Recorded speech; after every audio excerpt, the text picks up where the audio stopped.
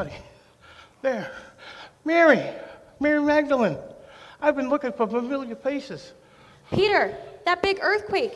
It happened right at the time when Jesus died. Oh, Peter, how could this all have happened? I tried to stop them from taking Jesus.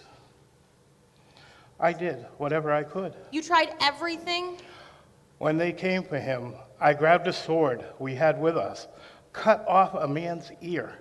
But Jesus told me to stop, and then he healed the man. Of course he did. Jesus would rather suffer than see anybody else hurt. But didn't Jesus at least try to reason with them? There was too many. And well, truthfully,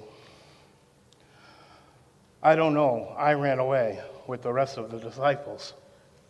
How could you leave him like that? You knew they wanted to kill him. How could you leave him all alone? I don't know, but I did come back and follow after the crowds as they took Jesus to the high priest's courtyard. I thought I could maybe do something at that point, but I saw the way they were treating the Lord, spitting on his face, slapping, beating him with their fists, mocking him. At one point, they covered his eyes and took turns hitting him while saying things like, "Prophecy, tell us who's hitting you now. Tell us who's hitting them." The people were so angry and riled up, I feared for my life. The entire trial was a complete fiasco.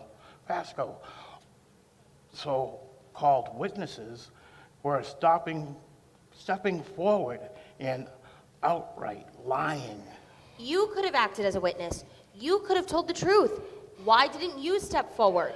I couldn't even admit that I knew him. People were staring and starting to recognize me. And even though I swore to Jesus I would follow him, even die for him, but instead I denied him 3 times. Jesus said that I would. The crowds were in a frenzy. The Pharisees stirred up the people against Jesus.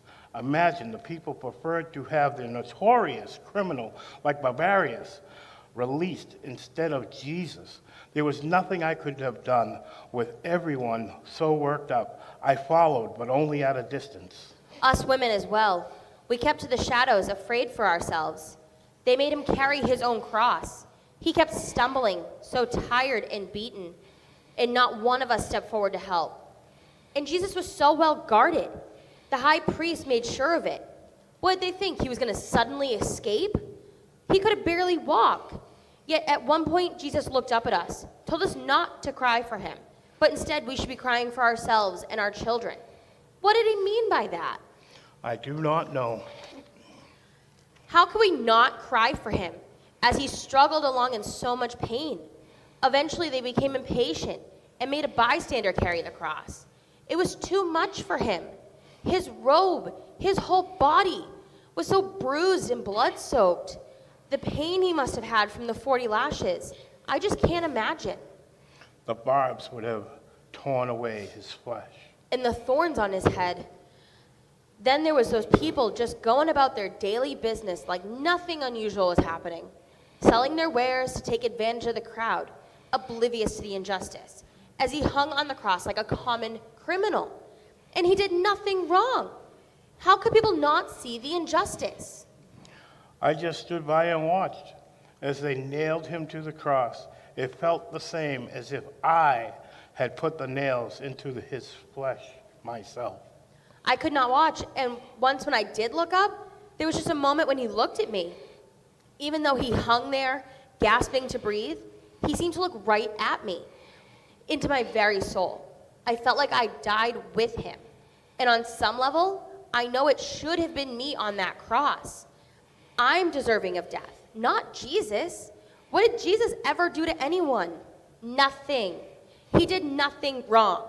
The Son of God who loved and healed people. The one who could control the winds and the seas. Then why did he just allow us to put him to death? What was he thinking? I don't understand.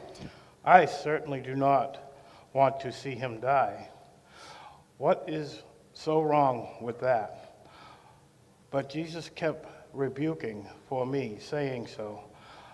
I always tell myself that I mean well. Who am I kidding? I don't have control of my own emotion, my own actions. How did I even think I could control the world around me and stop Jesus' death? Well, it's over. Are you sure? I mean, perhaps. No, they made sure he was dead. When they pierced his side, there was water already in the blood. Nothing more could have been done now. Then I'll go with a few of the women to prepare the spices for his burial. I just hope the rulers will at least allow us to bury his body properly. Amen.